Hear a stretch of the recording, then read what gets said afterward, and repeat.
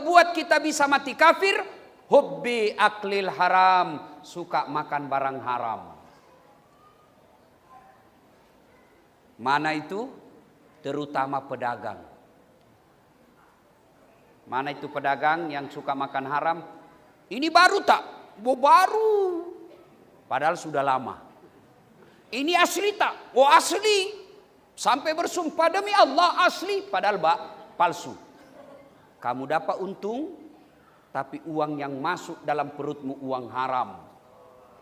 Wa ahallallahu bai'a wa harramar riba. Allah halalkan jual beli, tapi Allah haramkan riba. Mana itu riba? Menipu pembeli. Berapa harganya ini sarungmu? Ini 20 ringgit. Wih, mahal betul. 15 ya? Itu lagi 20 ringgit. Ku kasih kau modal, sama-sama kita orang Bugis. Padahal sudah ada untung. Begitu dia cakap modal padahal sudah untung, itu riba. Hati-hati, sebab saya tengok ini dari saya bandar, banyak penjual pedagang-pedagang. Hati-hati kalian yang berdagang.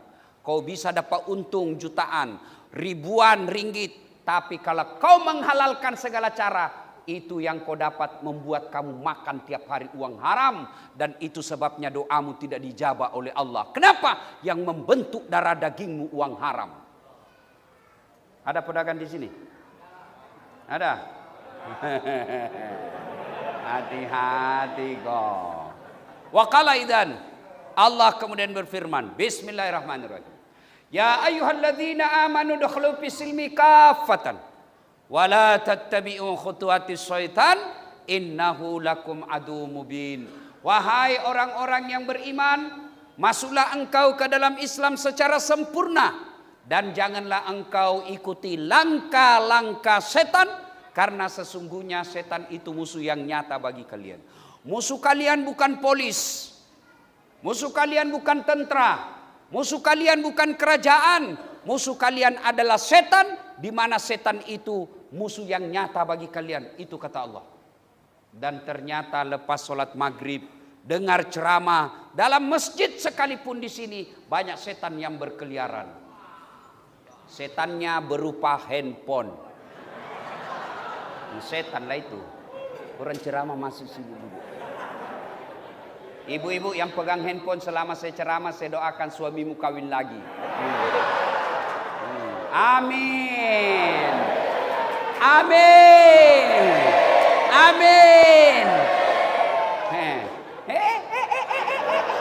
Macam apa kok? Saya musafir, doa saya makbul. Saya pendakwah, doa saya makbul. Saya lagi selesai lagi dakwah, doa saya makbul. Ku doakan kau yang pegang handphonemu, suamimu kawin lagi. Simpan dulu handphone, simpan. Tak ada siaran langsung, tak ada live, simpan. Sudahlah, tak payah kau konsentrasi. Sebab apabila kau pegang handphonemu, pasti kau tidak simak ceramah saya.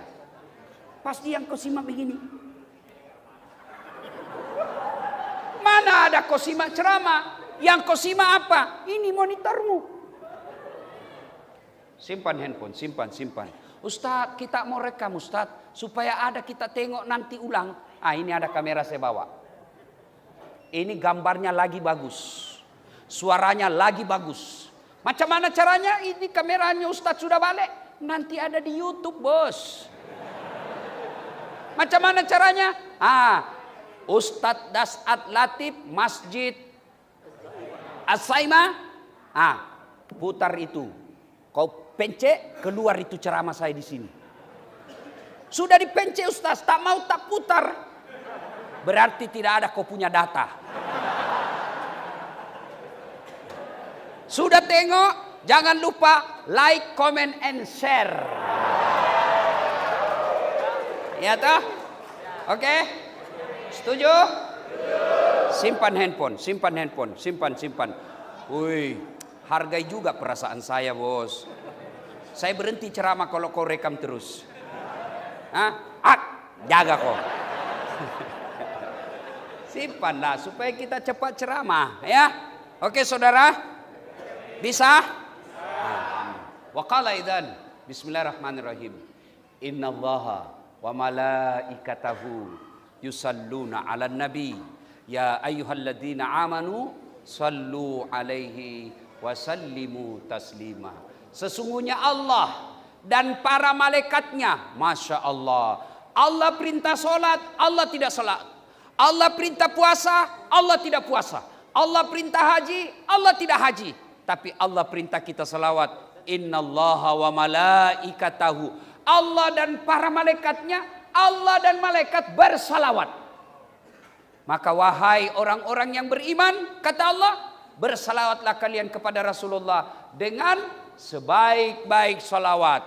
Tak boleh kita salawat sambil merokok. Tak boleh kita salawat sambil kita makan. Haram, tidak, tak elok namanya. Maka ketika bersalawat, kata Allah, bersalawatlah dengan sebaik-baik salawat. Kita salawat bareng-bareng ya. Bisa? Saya nak dengar puan-puan dulu. Ini cewek-cewek nih. Mana lebih laju suaranya dengan laki-laki? Boleh? Cewek dulu. Salatullah. Ayo ibu. Ala toha. Salatullah. Ala Yasin. Ya, nilainya 7,5. Nah ini nih, kita lelaki, ayo jangan mempermalukan jenis kelamin bos. Ayo. Senaki memang nih suaramu, ayo, yuk. Salatullah, salamullah, ala toha rasulillah. Salatullah, salamullah, ala Yasin. Alhamdulillahi Rabbil Alamin. Tuan puan yang saya hormati, setiap kita mendengar tausiah, ustadz pasti pertama yang diucapkan, marilah kita memanjatkan puji dan syukur kepada Allah Subhanahu wa taala. Lalu ada anak pemuda bertanya, kenapa mesti bersyukur ustadz? Sekarang ada Covid. Kenapa mesti bersyukur ustadz? Saya diberhentikan dari kantor sebab ini ada PHK, pemutusan hubungan kerja. Kenapa mesti bersyukur ustadz? Saya baru saja dipecat di kantor. Kenapa kita bersyukur? Satu, ada saya mau bagi handphone iPhone 13 Max Pro 1 tera. Saya bagi kau gratis. Percuma. Mau? Mau? Angkat tangannya mau. Mana? Oke kau. Tapi begitu saya kasih kau tuli. Tidak boleh dengar. Mau? Mau? Ayo. Artinya bukan handphone ini yang mahal, tapi telinga.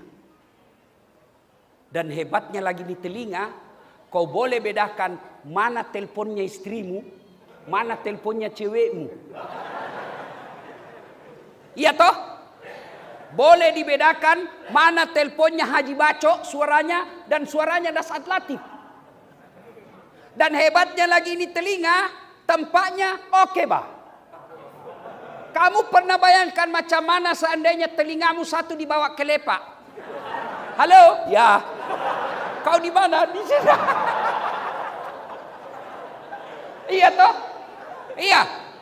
Dan hebatnya lagi di telinga, Masya Allah. Gratis. Tak payah kau bayar. Saya bagi lagi contoh. Mau kamera? Ini kamera 3 kameranya. Itulah dia mahal. Saya ditanya, Ustadz, handphone apa yang mahal? Handphone yang banyak kameranya? Bukan. Handphone apa yang mahal? Handphone yang tidak diperiksa sama istrimu. Biar dia punya 4 kamera, selalu diperiksa istrimu, tak ada guna kau punya handphone. Ini kamera saya. Ini kalau uang Indonesia saya tidak tahu, kalau uang Malaysia ini lebih 100 juta. Ini mahal? Bukan ini. Biar ada kau punya ini kamera, kalau tidak ada matamu, kau mau apa? Hah? Ini pun ada kau punya beli, ada duit kau punya beli. Kalau kau tidak punya ilmu pakai ini, tidak bisa kau pakai. Ustadz, foto saya, oke, setengah badan. Tik, setengah badan betul, tapi pusat ke bawah. Ini guna harus ada ilmunya. Harus tahu diputar-putar supaya fokus. Tapi apakah ini mahal? Bukan. Apa yang mahal? Matamu. Dan ini gratis. Tak perlu, begitu kau buka, langsung fokus, tidak perlu, tak payah kau putar. Iya toh? Hebatnya lagi nih kau punya mata, dia bisa bedakan mana istri, mana tetangga. Tuan-tuan pernah bayangkan bagaimana seandainya tak bisa kita bedakan mana istri, mana tetangga? Kenapa? Malam minggu ini lain-lain rasanya. Ternyata jiran punya istri. Ayo, kenal Lionel Messi? Kenal? Tahu Lionel Messi? Ronaldo? Muhammad Salah? Apa dia jago? Tak. Tapi Allah kasih dia punya lutut boleh bengkok. Biar dia Muhammad Salah jago tekniknya, tapi dia punya kaki tak boleh bengkok. Mana boleh dia sepak bola?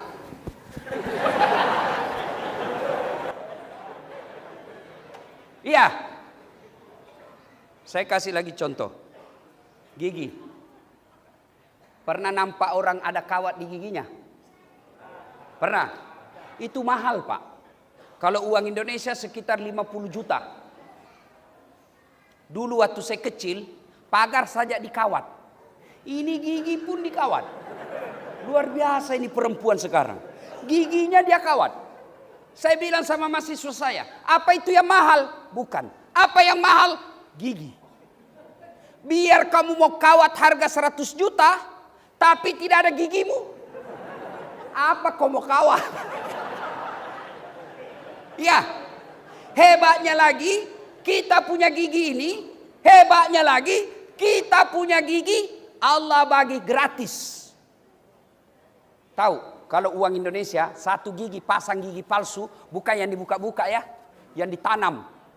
Itu satu gigi kalau di Indonesia 22 juta rupiah. Satu gigi. Allah kasih kau gigi 32, percuma tak payah kau bayar. Hebatnya lagi ini gigi, Allah batasi panjangnya, terhad. Macam mana andai gigimu tumbuh macam rambut. Gondrong. Iya, itulah sebabnya Allah menyindir kita dalam surah Ar-Rahman. Fabi ayyi ala'i rabbikuma tukatsiban. Dasar, nikmat mana lagi yang kau kupuri dari saya? Semua Allah kasih percuma. Macam mana kalau bernapas digaji? Macam mana kalau bernapas dibayar? Dulu waktu Covid namanya Delta, orang hidup udara dari apa namanya itu? Dari tabung. Berapa ringgit habis untuk bernapas? Kita alhamdulillah gratis, tak payah bayar bernapas. Ada nikmat yang paling kita anggap remeh. Apa itu? Kentut. Kau kira ada kawan saya habis duitnya ratusan juta hanya pergi operasi ke Eropa supaya bisa kentut. Alhamdulillah kamu semua boleh kentut. Jangan juga mentang-mentang boleh kentut, orang banyak. Alhamdulillah. Itulah sebabnya kita bersyukur dengan mengucapkan Alhamdulillahirabbil. Nah, sekarang setelah Allah bagi kesehatan, Allah bagi kereta, Allah bagi rumah, Allah bagi kebun, Allah bagi penglihatan yang baik, Allah minta kau bayar itu. Bayarnya dengan cara apa? Satu, bersyukur. Dengan cara apa bersyukurnya? Alhamdulillahirabbil alamin. Jadi selalu ucapkan Alhamdulillahirabbil alamin. Cuma ketika bersyukur, ucapkannya dengan baik, usahakan didengar telingamu. Jangan kau cuma bilang, alhamdulillah. Apa artinya itu? Kereta baru bos. Alhamdulillah. Bini baru. Alhamdulillah. Kalau kau berani. Kalau tidak berani, jangan kau coba-coba. Ada di sini takut sama istrinya? Ada? Berhenti kau jadi laki-laki. Dia bilang ngamuk dia Ustaz. Kenapa kalau dia ngamuk? Dia pecahkan piring. Kalau dia pecahkan satu, pecahkan dua. Kalau dia pecahkan televisi, alhamdulillah. Lagi jimat. Dengar Pak, piring boleh dibeli. Televisi boleh dibeli. Harga diri sebagai suami tidak boleh diinjak-injak istri. Takbir!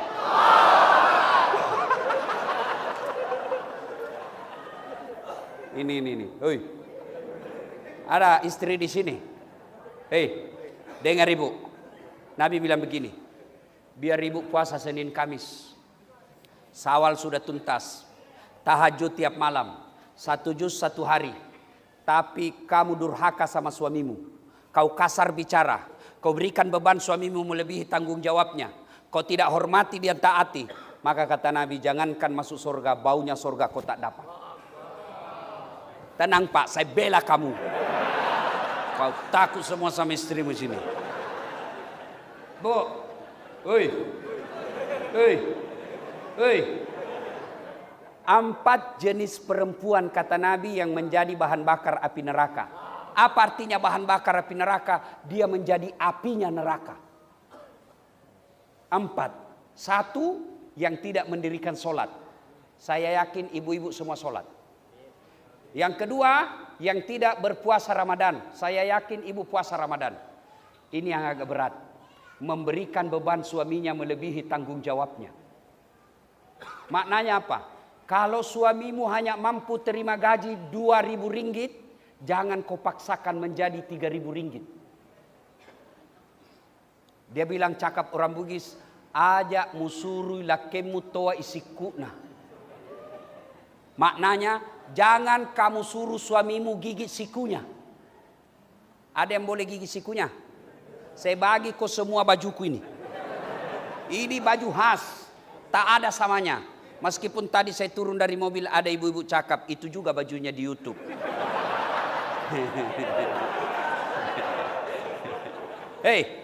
Coba kau gigitlah sikumu. Mana boleh? Itulah orang kalau menyuruh suaminya melebihi tanggung jawabnya, dosa. Yang keempat, perempuan istri yang suka memaki-maki suaminya. Marah sama suaminya, boleh. Tak kusangka kau begitu Bang. Jauh-jauh ku tinggalkan Sulawesi. Aku ikut sama kamu. Ternyata kau ada bini muda. Boleh kalau marah macam itu boleh. Tapi mana ini maki-maki, menghina suami. Memang kamu goblok. Goblok. Dongok memang ini. Sama aja bapaknya goblok. Weh, jangan kau ketawa. Saya serius ini. Ada pernah binimu marah macam itu? Kalau ada binimu marah seperti itu, kau selalu keluar. Tidak pernah aja di rumah. Jalan aja kerjamu. Kalau istri saya ngomong begitu, saya tidak marah. Saya diam. Setelah 5 menit saya menyanyi. Tiap malam engkau ku tinggal pergi. Bukannya aku sengaja. Demi kau dan si buah hati. Terpaksa aku harus begini. Kalau kau marah-marah sama suamimu, jangan kau maki-maki. Ada juga orang suami istri bertengkar, begadu, hamil lagi. Ada macam itu. Hamil lagi.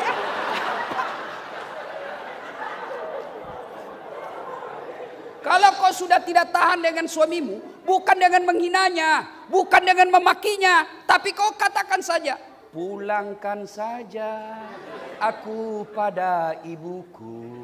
atau ayahku. Masya Allah.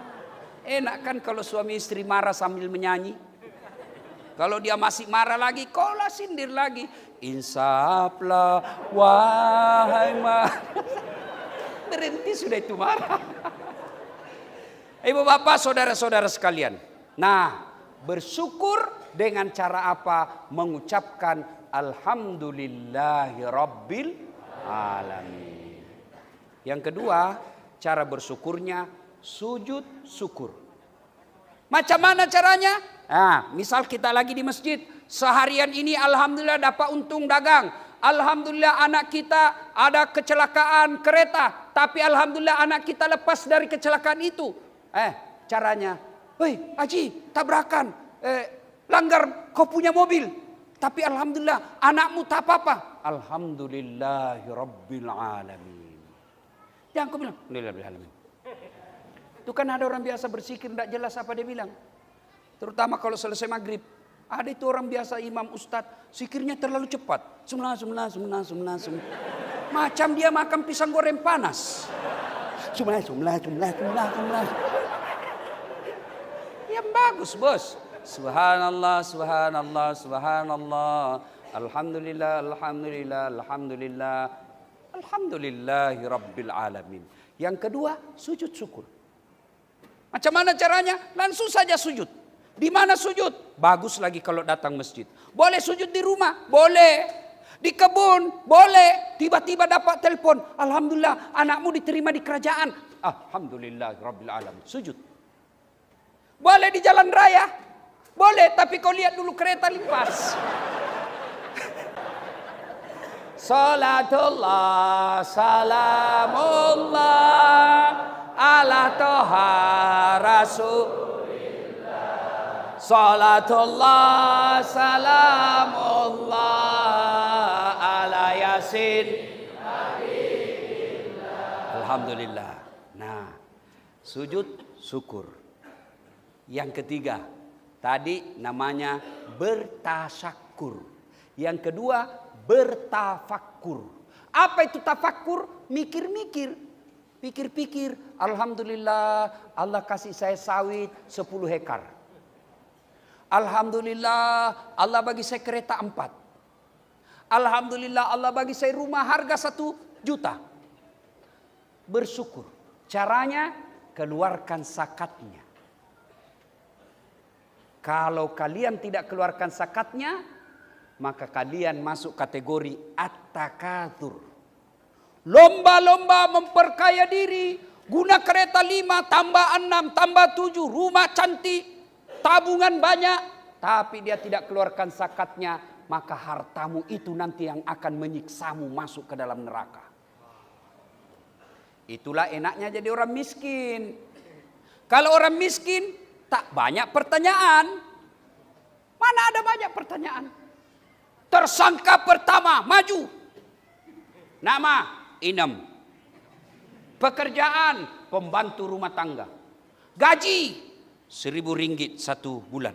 Kau gunakan untuk apa? Sebenarnya tak ada cita-cita saya merantau Malaysia jadi pembantu. Tapi ibu saya sakit di Pinrang. Aku datang ke sini merantau. 500 ringgit ku kirim tiap bulan. 500 ringgit ku tabung untuk kehidupanku sehari-hari. Mobil tak ada. Rumah majikan punya. Handphone tak ada. Kau sholat, alhamdulillah 5 waktu oke. Sholat sunnah saya tunaikan. Kau puasa, alhamdulillah Ramadan tak ada lepas. Senin Kamis jalan, Syawal pun kutunaikan. Kau sedekah, alhamdulillah. Kalau saya pasti pasar ada duit saya lebih, saya sedekah sedikit. Kau haji, mau tapi tak ada duit. Allah kemudian berfirman, Inam, meskipun kau hina di hadapan manusia, sekarang aku muliakan kau. Tadkhulul jannati bisalam. Silakan kau masuk surga dari pintu mana yang kau suka. Apa mau dia tanya? Kereta? Tak ada. Bicycle? Tak ada. Rumah? Kontrak. Apa dia mau tanya? Tersangka kedua, maju. Haji? Titik. Itu kau kereta dari mana kau dapat? Kalau lihat kau punya gaji tak payah kau dapat itu. Anu apa? Wah, tidak jelas. Ditempelin dia. Pak! Keluar darah di telinganya. Dia mau lari ditarik lagi. Itu istrimu pasang kawat dari mana? Itu rumahmu tegelnya dari mana? Itu semua ditanya. Anu apa? Tidak jelas. Tak. Ditinju habis dia. Babak belur dia, Pak. Masuk juga surga, tapi sudah hampir habis hari sudah mukanya. Sudah hampir mukanya. Masuk dia surga, ketemu sama pembantunya. Kata pembantunya, Tuan Haji, dari mana? Kenapa mukamu? Dia banyak bicara di situ.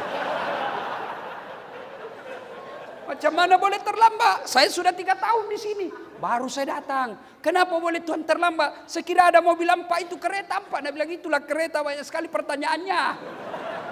Hati-hati kalian yang tidak membayar zakat. Zaman Nabi membentuk pasukan penagih zakat. Zaman Khalifah Abu Bakar Siddiq ada pasukan perangnya untuk memerangi orang yang tidak membayar zakat. Saya bagi contoh. Ini air. Bersih, suci. Boleh saya minum. Bismillahirrahmanirrahim. Inilah gaji. Inilah penghasilan kita yang halal. Menjadi tukang tombak, menjadi sopir, menjadi pedagang, menjadi kaki tangan kerajaan. Ini halal. Karena kita tidak menghalalkan segala cara, hasilnya halal. Bila mana tuan-puan tak bayar zakat, maka ibaratnya tuan-puan memasukkan air di tandas. Kloset, kasih masuk air. Yang ada itu kalau di kloset, di tandas, ada kan air-air putih itu. Bukan sudah lepas kuningnya. Yang kuning sudah lari dia.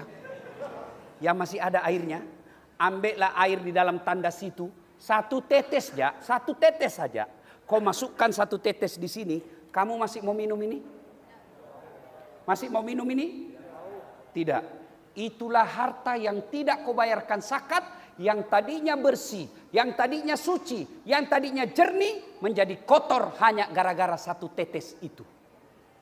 Itulah yang 2,5%. Contoh lagi. Pernah beli pisang? Bila kalian beli pisang, apakah semuanya kau makan? Apanya yang dibuang? Kulit. Kenapa kau buang? Nah kau beli, kau punya. Iya kan? Kenapa? Saya punya duit, saya beli pisang, saya nak makan sekalian dengan kulitnya. Kau makan kulitnya? Tak. Itulah kulit yang dibuang, itulah zakatmu.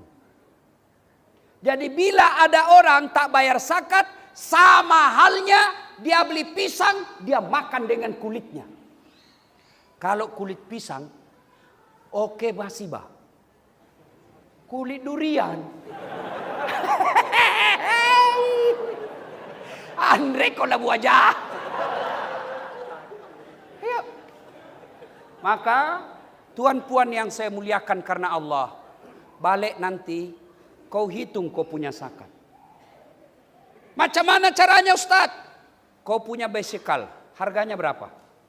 Zakat itu ada 2 syaratnya, sudah cukup haul dan nisabnya. Haulnya 1 tahun, nisabnya 85 gram emas. Kalau di Malaysia 1 gram emas berapa ringgit? Ibu-ibu biasanya. Berapa 1 gram emas berapa ringgit? 200. 2 anggaplah 300 ringgit. Indonesia 1 gram sekarang 1 juta rupiah. Anggaplah 300 ringgit. 1 gram. Berarti kali 85. 300 kali 85. Supaya ini jelas. Sebab harus jelas kalau Bapak tidak menderita Bapak nanti ketika mati. Disuruh pikul semua itu. Dijadikan bara api neraka. Lalu disuruh makan kau. Bahasanya orang di Indonesia di Bugis. Andre kola buajat. Makan kamu itu serakah. Kau didorong masuk di mulutnya. Tapi bukan lagi pisang. Bara api neraka. Nah, 300 ringgit kali kali 85 sama dengan 25.000 ringgit. Maknanya apa? Bila Bapak Ibu punya harta mobil senilai 25.000 ringgit, tanah senilai 25.000 ringgit, rumah senilai 25 ringgit, tabungan di bank 25.000 ringgit, maka wajib kau keluarkan 2,5%. Berapa 2,5%? Cuma berapa itu? Ya sudahlah, kau hitung sendiri. Kau kasih susah lagi saya.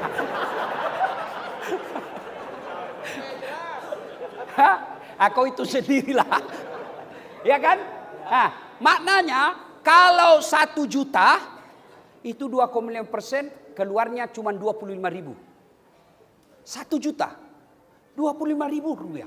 Kalau kalian tidak keluarkan, maka dia kotori semua hartamu. Kalau sudah harta kotor dimakan, maka anakmu kepala batu, istrimu tukang ngomel. Tapi kalau kau rajin keluarkan zakat, apa kamu cakap istrimu taat? Sayang, kenapa kau ketawa? Bini saya kalau saya panggil sayangku, aduh. Tapi kata istri saya, kamu ini Ustadz, laki-laki jarum super. Apalagi itu, jarang di rumah suka pergi. Tapi saya bilang, saya bukan laki-laki jisamsu. Apa itu? Janji manis nyatanya palsu. Dari mana datangnya cinta? Dari Facebook turun ke WA.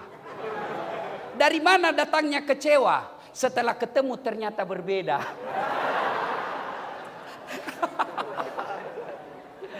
Nah, ibu bapak, saudara-saudara sekalian, hitung itu. Rumah. Kalau rumahnya sudah lebih harga 25.000 ringgit, maka wajib keluarkan 2,5%. Tiap tahun, kalau itu rumah hanya digunakan tempat tinggal saja, maka dia sekali saja kamu keluarkan. Tapi kalau rumah itu dikontrakkan, sewa-sewa, maka tiap tahun dikeluarkan. Punya kereta hanya kita gunakan pribadi, tidak disewa-sewakan, maka sekali saja selama kereta itu. 2,5% tidak cukup 3. 2,5%. 97,5 kata Allah, ambil itu semua. Tapi bila tuan puan tidak keluarkan, jangan heran anakmu dinasihati dia lawan. Jangan heran istri dinasihati membangkang. Kenapa? Karena yang membentuk darah dagingnya uang haram. Maka saya berharap, saya cinta tuan-tuan puan-puan karena Allah. Balik nanti ini hitung zakatmu. Keluarkan. Kalau tak kau keluarkan, maka itu akan menyiksamu dunia sampai akhirat. Poin 1. Sampai mana kita tahu ceramah? Sampai jam berapa? Jam 9. Wah. Enak di kau. Sholat Isya jam berapa? Yang kedua, tajuk kedua. Siapa yang hafal doa sapu jagat? Saya bagi hadiah. Siapa yang hafal doa sapu jagat? Saya bagi hadiah. Ayo. Doa sapu jagat. Mana? Kamu hafal? Sini. Tak ada yang hafal. La haula wala quwata illa billah. Doa sapu jagat. Ada yang hafal? Tak ada? Pasti kamu hafal semua. Cuma kau tidak tahu judulnya. Doa sapu jagat selamat duit saya. Doa sapu jagat itu Rabbana fid dunya wa fil akhirati wa qina. Iya naro yasa doa sapu jagat lah dongo.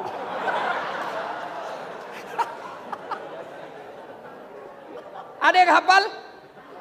Kok tidak jadi? Ada yang hafal artinya?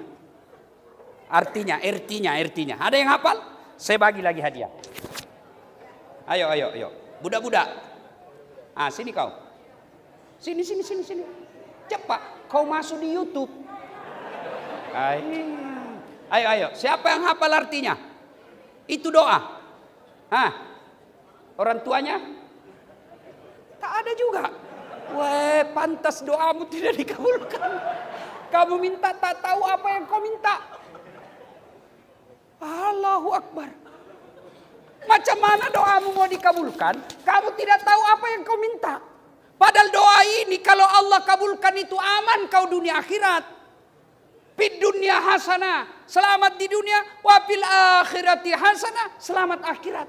Maknanya kaya dunia, kaya akhirat. Maknanya pejabat dunia, pejabat akhirat. Maknanya hebat dunia, hebat akhirat. Berapa banyak kita lihat hebat di dunia, sengsara di akhirat. Hebat di dunia, menderita di akhirat. Orang Islam doanya fid dunya hasanah wa fil akhirati hasanah. Pantaslah kita tidak dikabul doa. Kita tak tahu apa yang kita minta. Minta kak, kata saya apa kau minta? Tidak tahu, minta saja. Beleng-beleng kau namanya. Nah, sekarang menurut para ahli tafsir ayat fid dunya hasanah. Mana sih yang dimaksud fid dunya hasanah? Mana ini selamat di dunia? Menurut ahli tafsir, ahli yang belajar tentang Quran, fid dunya hasanah itu 4 unsur. Pertama, punya pasangan yang soleh dan soleha. Bagi tuan puan yang sudah punya istri, periksa istrimu. Kalau istrimu suka ngomel, kau tidak fid dunya hasanah. Kalau suamimu tukang selingkuh kasar memukul, pak, nerakanya dunia kau dapat. Dan percaya bapak-bapak yang saya hormati ini, tuan-tuan, kita bisa seperti ini bukan karena kita jago, tapi karena istri kita baik. Saya nih bisa ceramah macam ini bu, bukan karena saya hebat, tapi mamanya Ece yang jago. Mana boleh saya ceramah kalau istri saya tidak bagi laluan? Mana boleh saya ceramah kalau istri saya menyiksa? Begitu saya mau ceramah, 5 menit lagi sebelum berdiri, tiba-tiba mamanya Ece menelpon. Ustadz, dikontak listrik anakmu. Apa itu listrik? Ini lampu. Karen. Mana boleh saya ceramah? Saudara, digigit buaya anakmu. Mana boleh? Kita boleh bisa ceramah seperti ini karena istri memberi ketenangan. Maka adik-adikku sekalian, kalau kalian mau dapatkan surga dunia, pertama hati-hati milih istri. Cantik boleh. Kata Nabi, pilihlah menjadi istrimu karena 4 perkara. 1, lijamaliha, lihat cantiknya. Cantik penting. Kenapa? Karena hampir 24 jam di depanmu. Baru bangun, dia lagi. Mau tidur, waduh, ada lagi dia. Balik kantor, angkasih. Nak makan, dia lagi. Jadi kalau jelek casingnya, cepat kau ganti casing. Tapi ingat, cantik jangan kau jadikan ukuran utama. Karena cantik pasti ada batasnya. 17 tahun, sweet 17, cantik. Balik angka 17. 71, masih cantik. 17 tahun, senyum, semua cowok terpesona satu kampung.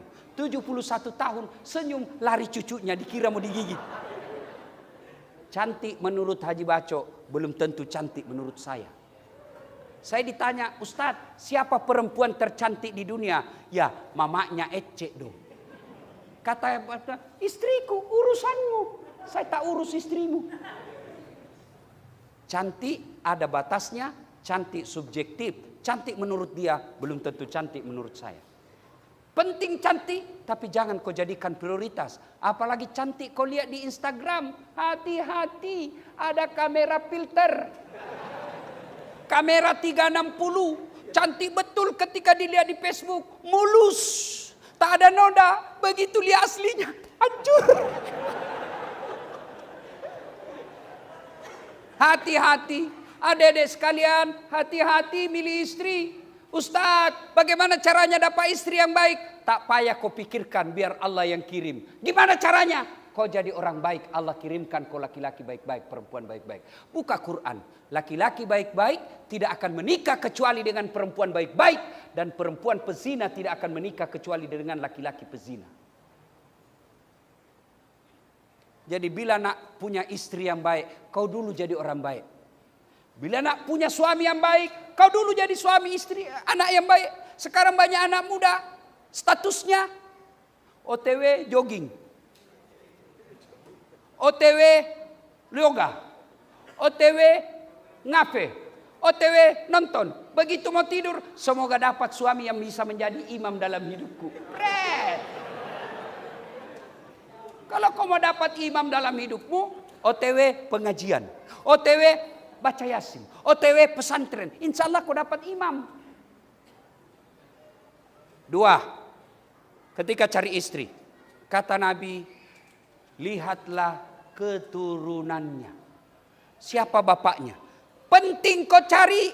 Itulah sebabnya orang Jawa mengatakan bebet, bobot, bibit. Itulah sebabnya orang Bugis niga na iro, niga mbokna, niga indokna, niga nenena. Tapi ingat, tidak boleh jadi prioritas. Kenapa? Karena ada orang bapaknya baik, anaknya jadi pengkhianat. Siapa? Nuh alaihi salam. Ada orang bapaknya pengkhianat, anaknya jadi nabi. Siapa? Ibrahim alaihissalam. Yang ketiga, kata Nabi, lihat kekayaannya. Siapa itu? Kaya dia, bah. Boleh. Tapi jangan kau jadikan ukuran. Kaya dia, betul kaya, tapi 13 bersaudara. Habis bagi warisan. Yang keempat, kata Nabi, pilihlah karena agamanya. Lalu mahasiswa bertanya, Ustadz, kenapa agama nomor 4? Mestinya agama nomor 1. Betul agama nomor 4, tapi dia tidak titik di situ. Dia koma, kata Nabi, usahakan utamakan agamanya, karena dengan agama kau dapat semuanya. Ada orang cantik, anaknya lagi miskin. Ada lagi kaya, mukanya lagi hancur. Ada lagi cantik, kaya, agamanya lagi jelek. Maka untuk mendapat perempuan, dialah cantik, anak orang kaya, keturunan baik-baik, hafal Quran, 100 perempuan belum tentu ada 1. Bila tuan-tuan tahu ada di situ, di sini di Tawau, ada bapak kenal cantik, anak keturunan orang kaya, baik-baik, hafal Quran, tunjukkan saya juga masih mau. Ya kan? Maka pid dunia hasa itu punya pasangan yang baik. Tuan puan yang sudah punya suami, kalau dia baik, genggam baik-baik, dia akan mengantarmu masuk ke dalam surga. Kalau kalian punya istri yang baik, pelihara dia baik-baik, karena dia akan menolongmu selamat dunia sampai akhirat. Tapi jika ada istrimu panenakang, malas, ada 2 solusinya. 1, sabar nikmati penderitaanmu. Yang kedua, kau pisah dengan baik-baik. Cerai namanya. Tapi jangan kau jelek-jelekkan dia. Ada kau punya suami jahat, malas, dia pegang duitnya, kasar, memukul, maka kau tinggalkan dia, minta kau cerai dengan baik-baik. Bukan dengan saling mempermalukan. Yang kedua, yang namanya pid dunia hasanah. Punya anak yang soleh. Ini saya lihat ada anak-anak santri kita. Tuh, alhamdulillah. Saya bawa anak santri saya hafal Quran juga. Bu, bu, kalau ibu meninggal nanti siapa doakan kau? Suamimu. Kawin lagi. Dia tanya saya mamanya Ustadz, jadi kalau saya meninggal nanti kau nak kawin lagi? Saya bilang, kau sini dulu sayang, saya berikan kau penjelasan baik-baik. Jangankan kau meninggal, kau masih hidup saja, saya selalu berpikir kawin lagi. Apalagi kalau kau sudah mati, pastilah saya kawin. Nah, Bapak saudara-saudara sekalian, anak pesantren, apa kelebihannya? 1, makannya pasti halal. 2, sholatnya pasti berjamaah. Dan hebatnya awal waktu. Yang ketiga, dia tiap hari baca Quran. Yang keempat, pasti dia punya semangat solidaritas, selalu sama-sama. Yang kelima yang paling penting, tiap hari didoakan orang tuanya. Tapi kalau kau kirim anakmu ke London, England, Australia, Amerika, dia cakap bahasa Inggris boleh tahan, tapi dia tak pernah sholat. Tidak ada gunamu lah, cilaka. Jago banaknya, boleh tahan banaknya itu Ustaz. Kenapa dia boleh tahan? Masih kecil dia sudah pandai bahasa Inggris. Apa hebatnya? Banyak yang begitu. Tidak percaya, banyak yang bisa bahasa Inggris. Anak-anak masih kecil. Kau pergi ke Inggris. Anak-anak di Inggris, Pak, baru belajar bicara sudah bahasa Inggris. Macam. Kalaupun dia bahasa Inggris, kalau ibu bapaknya meninggal, dia berdoa pakai bahasa Inggris. Taklah. Begitu meninggal bapaknya dia berdoa, oh my God, please help me my father. Pasti dia bahasa Melayu juga. Oh Allah, maafkan bapak saya ya Allah. Tidaklah dia guna bahasa Inggris. Apa salah anak kita sekolah ke luar negeri? Tak salah. Baik lagi. Tapi kalau dia tidak pernah kau tengok dia ngaji, dia hanya main game saja. Hei. Saya merantau ke Tawau cari kerja. Ternyata di Tawau tak ngam-ngam. Saya boleh balik kampung. Balik lagi saya ke Sulawesi. Orang Jawa datang merantau ke Tawau. Ternyata di Tawau tak nyaman. Dia boleh balik kampung. Mangan orang mangan, yang penting ngumpul.